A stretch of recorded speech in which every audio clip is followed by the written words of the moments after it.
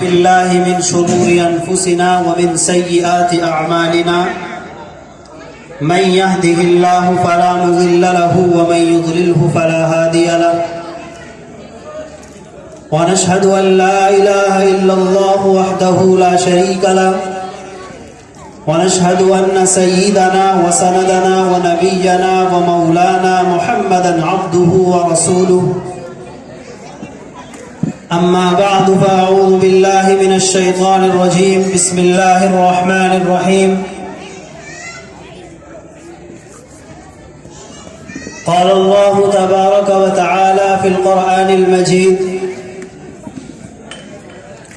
إنا نحن نزلنا الذكر وإنا له لحافظون وقال الله تبارك وتعالى في آية أخرى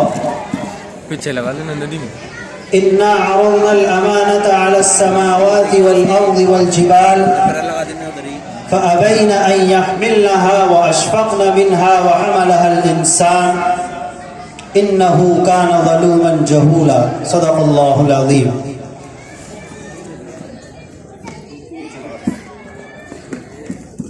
جلال آتش برق و سحاب پیدا کر جلال آتش برق و سحاب پیدا کر اجل بھی کانپ اٹھے جس سے وہ شباب پیدا کر اور تو کسی انقلاب کی آمد کا انتظار نہ کر جو ہو سکے تو خود ہی انقلاب پیدا کر. معزز اور مقتدر سامعین حضرات، السلام علیکم ورحمۃ اللہ وبرکاتہ. سب سے پہلے تو ہم بارگاہ خداوندی میں حمد و ثنا کے پھول روشن کرتے ہیں کہ جس کی رحمت سے ہمیں یہ محفل سجانے کا موقع ملا،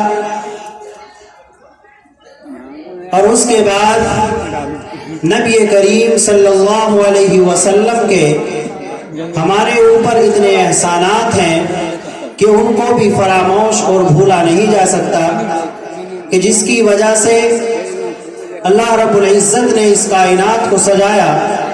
نبی کریم صلی اللہ علیہ وسلم کی نعت اور نبی کریم صلی اللہ علیہ وسلم کی شان میں کچھ اشعار پڑھنے کے لیے ہم آپ حضرات کے سامنے گاہے بگاہے کچھ شعراء حضرات کو آپ کے سامنے پیش کریں گے، تاکہ جو احسانات نبی کریم صلی اللہ علیہ وسلم کے ہمارے اوپر ہیں ان میں سے بہت کچھ نہ صحیح بلکہ کچھ تھوڑا سا ہی احسان آپ علیہ الصلاۃ والسلام کا ادا ہو جائے. اس کے بعد ہم بڑے ہی دل کی گہرائیوں سے آنے والے تمام مہمان جو باہر سے ہمارے درمیان تشریف لائے ہیں اپنی اس مدرسے کی چار دیواری کے اندر ان کا خیر مقدم کرتے ہیں اور دل کی گہرائیوں سے مبارکباد پیش کرتے ہیں. اس کے ساتھ ساتھ میں یہ بھی کہتا چلوں کہ یہ محفل منعقد نہ ہوتی اگر آپ حضرات کا ساتھ ہمارے ساتھ میں نہ ہوتا.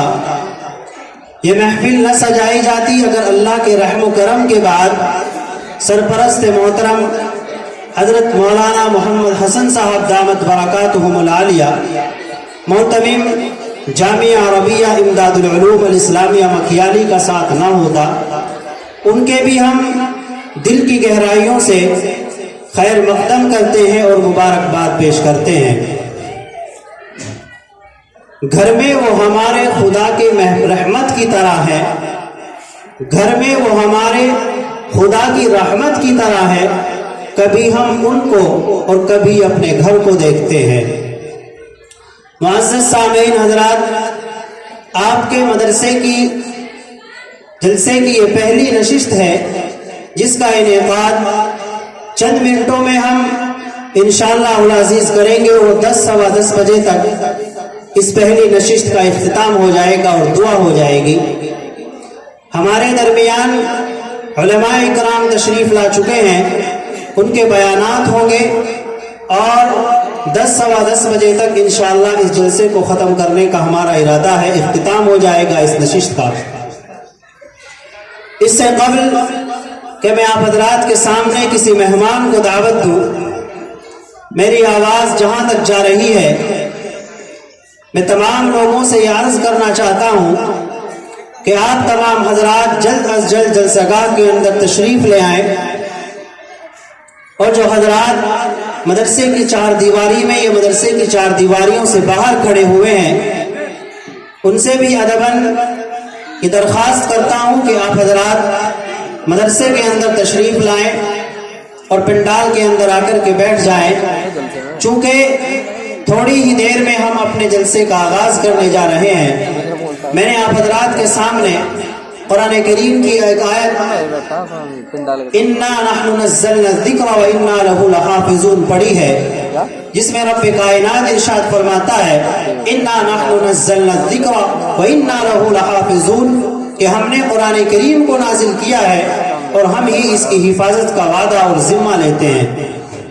اس سے پہلے اللہ رب العزت نے آسمانی کتابیں نازل فرمائی، تورات، زبور، انجیل، قرآن مجید، لیکن نازل فرمانے کے بعد اللہ تعالیٰ نے کہیں پر بھی یہ نہیں فرمایا کہ ہم ان کتاب کو آپ کو دے رہے ہیں لیکن حفاظت ہم کریں گے، بلکہ یہ کہہ دیا گیا کہ اے موسیٰ تورات ہم تم کو دے تو رہے ہیں لیکن حفاظت کا ذمہ ہم نہیں لے رہے ہیں، بلکہ حفاظت تم کرو یا تمہاری امت کرے. کس طریقے سے وہ کر رہی ہے، کس طریقے سے وہ کر سکتی ہے، وہ تمہارا کام ہے. اس کے بعد زبور کو نازل فرمایا، انجیل کو نازل فرمایا، لیکن جیسے ہی قرآن کریم کی باری آئی تو اللہ تعالیٰ نے ارشاد فرمایا اے محمد صلی اللہ علیہ وسلم گھبرانے کی ضرورت نہیں ہے، ڈرنے کی ضرورت نہیں ہے، بلکہ قرآن کریم ہم نازل کر رہے ہیں، یہ ہمارا کلام بھی ہے اور یہ ہماری کتاب بھی ہے، ہم اس کو نازل کر رہے ہیں، ہم اس کی حفاظت کا وعدہ بھی کر رہے ہیں. اس سے پہلے آپ دیکھیں گے اللہ تعالیٰ نے بہت ساری کتابیں نازل فرمائی. تورات اس کے اندر بھی رد و بدل کر دیا گیا، انجیل اس کے اندر بھی رد و بدل کر دی گئی، زبور اس کے اندر بھی رد و بدل کر دی گئی، لیکن قرآن کریم جیسا 1450 سال پہلے نبی کریم صلی اللہ علیہ وسلم کے اوپر نازل ہوا تھا آج بھی اسی شکل میں اس دنیا کے اوپر موجود ہے. نہ ایک زبر کم ہوا اور نہ ایک زبر زیادہ ہوا، نہ کمی ہوئی نہ زیادتی ہوئی.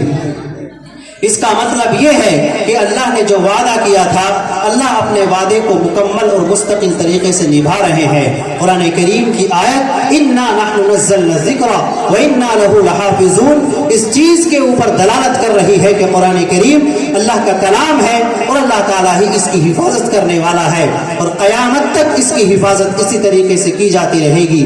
بہت سارے لوگ آئے، ہندوستان کے اندر بھی آئے، دوسرے ممالک کے اندر بھی آئے، جنہوں نے سب سے پہلے آتے ہی قرآن کریم کو ختم کرنے کی کوشش کی. قرآن کریم کے بہت سارے نسخے جلائے گئے، لیکن وعدہ اس احکم الحاکمین نے کیا تھا اس کی حفاظت کا، اس لیے قرآن کریم کا ایک بال بھی باقا نہ کر سکے، اور قرآن کریم کے ایک زبر اور ایک زیر اور ایک پیش کے اندر بھی رد و بدل اور تبدیلی نہ کر سکے. قرآن کریم یہ ایک ایسی کتاب ہے کہ انسان جب اس کو پڑھتا ہے تو انسان اکتاتا نہیں ہے، بلکہ اور زیادہ چاشنی اور لذت انسان کو محسوس ہوتی ہوئی چلی جاتی ہے. آپ لوگ بہت ساری کتابیں پڑھتے ہیں، کسی کو کسی کتاب کے پڑھنے کا شوق ہے، کوئی اخبار کے پڑھنے کا شوقین ہے، کوئی ناول اور رسالے پڑھنے کا شوق رکھتا ہے، لیکن جب ہم ان کتابوں کو پڑھتے ہیں تو ایک مرتبہ یا 2 مرتبہ پڑھنے کے بعد میں اکتاہٹ محسوس ہوتی ہے، انسان اکتا جاتا ہے. لیکن قرآن کریم کو جیسے آپ پڑھنا شروع کرتے ہیں، آپ نے ایک مرتبہ قرآن کریم کو پڑھا اور قرآن کریم کو پڑھنے کے بعد پھر دوبارہ پڑھا، پھر تیسرا پڑھا، پھر چوتھی مرتبہ پڑھا، جتنی لذت پہلی مرتبہ پڑھنے میں آئی تھی اس سے زیادہ لذت اور چاشنی دوبارہ پڑھنے میں قرآن کریم کی آتی ہے۔ قرآن کریم ایک ایسی بابرکت کتاب ہے کہ جب اس کو پڑھا جاتا ہے تو پڑھنے والے کو بھی ثواب ملتا ہے، جو اس کو سنتا ہے سننے والے کو بھی ثواب ملتا ہے، جو اس کو صرف دیکھتا ہے دیکھنے والے کو بھی ثواب ملتا ہے۔ اگر کوئی دیکھ بھی نہیں سکتا سن بھی نہیں سکتا، صرف قرآن کریم کے اوپر اپنا ہاتھ رکھ کر کے پھیر لیتا ہے تو اس کو ابھی قرآن کریم کو ثواب ملتا ہے۔ قرآن کریم جب پڑھا جاتا ہے تو اس کے کچھ اصول اور کچھ ضابطے ہوا کرتے ہیں جو قرآن کریم نے خود بتایا ہے۔ وَإِذَا قُرِئَ الْقُرْآنُ فَاسْتَمِعُوا لَهُ وَأَنصِتُوا، کہ جب قرآن کریم پڑھا جائے وَإِذَا قُرِئَ الْقُرْآنُ فَاسْتَمِعُوا، بس تم اس کو سنو، وَأَنصِتُوا، اور خاموش رہ کر کے سنو۔ ایسے نہ سنو کہ ادھر تو قرآن کریم پڑھا جا رہا ہے اور ہم اپنی گپ شپ اور باتوں میں مشغول ہیں، بلکہ قرآن کریم جب پڑھا جاتا ہے تو اللہ کی رحمت کا نزول ہوتا ہے، اللہ کی رحمت نازل ہوتی ہے۔ اس لیے جب قرآن کریم پڑھا جائے وَإِذَا قُرِئَ الْقُرْآنُ فَاسْتَمِعُوا لَهُ وَأَنصِتُوا لَعَلَّكُمْ تُرْحَمُونَ، تو قرآن کریم کو سنو اور خاموش رہ کر کے سنو، لعلکم ترحمون، تاکہ تمہارے اوپر اللہ کی رحمتیں نازل ہوتی رہے۔ بہت ساری برکتیں قرآن کریم کے سننے کی اور قرآن کریم کے اوپر عمل کرنے کی وارد ہوئی ہے۔ قرآن کریم نبی کریم صلی اللہ علیہ وسلم کے اوپر نازل ہوتا ہے، اور قرآن کریم کی آیت اقرأ بسم ربک الذی خلق خلق الانسان من علق اقرأ وربک الاکرم الذی علم بالقلم علم الانسان ما لم یعلم، یہ 5 آیتیں نبی کریم صلی اللہ علیہ وسلم کے اوپر نازل ہوتی ہے۔ اب غار کے اندر تشریف فرما ہے، اللہ کا مقرب فرشتہ جبرائیل آتا ہے اور آ کر کے عرض کرتا ہے اے محمد اقرأ، پڑھیے۔ آپ کہتے ہیں ما انا بقارئ، میں پڑھنا نہیں جانتا۔ چنانچہ نبی کریم صلی اللہ علیہ وسلم ارشاد فرماتے ہیں کہ جب میں نے یہ الفاظ کہے ما انا بقارئ، میں پڑھنا نہیں جانتا، تو جبرائیل نے مجھے پکڑ کر کے اس طریقے سے دبوچا کہ میری جان نکلنے کو ہو گئی، اور دوسری مرتبہ پھر یہی عرض کیا اقرا، میں نے پھر یہی کہا ما انا بقارئ، میں پڑھنا نہیں جانتا، پھر اسی طریقے سے دبوچا اور بھیچا گیا، پھر تیسری بار کہا ما انا بقارئ، میں پڑھنا نہیں جانتا، چنانچہ پھر جبرائیل نے کہا پڑھیے اقرا بسم ربک الذی خلق خلق الانسان من علق اقرا وربک الاکرم الذی علم بالقلم۔ 5 آیتیں اللہ کے رسول صلی اللہ علیہ وسلم کے اوپر نازل ہوتی ہے۔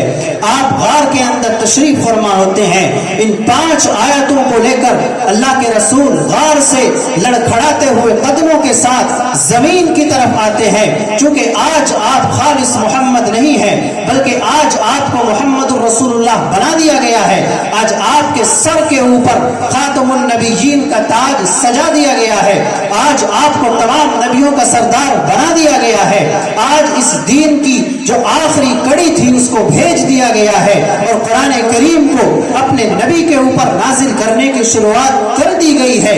اس لیے آپ علیہ الصلاۃ والسلام غار سے لڑکھڑاتے ہوئے قدموں کے ساتھ زمین کی طرف آتے ہیں، اپنے گھر کی طرف جاتے ہیں۔ اما خدیجہ الکبریٰ رضی اللہ تعالی عنہا گھر کے اندر تشریف فرما ہوتی ہے، آ کر کے کہتے ہیں مجھے چادر اڑا دی جائے، زملونی زملونی، مجھے چادر اڑا دی جائے۔ آپ کو بخار ہو جاتا ہے، آپ کے اوپر چادر ڈال دی جاتی ہے، چنانچہ کچھ دیر کے بعد کچھ ٹائم کے بعد کچھ افاقہ ہوتا ہے، آپ ہوش میں آتے ہیں، آپ اٹھ کر کے بیٹھتے ہیں۔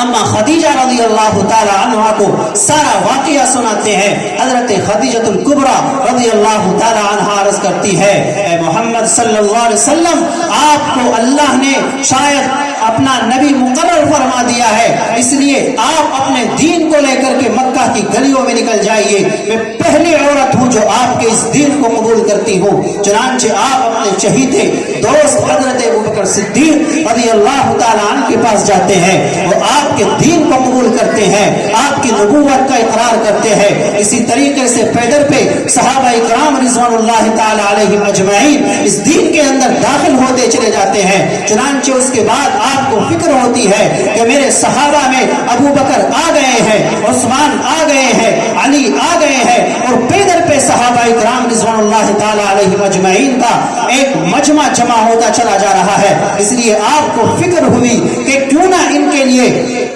एक ऐसी जगह को मुख्तस किया जाए जहां पे इनको दीन की तालीम दी जा सके।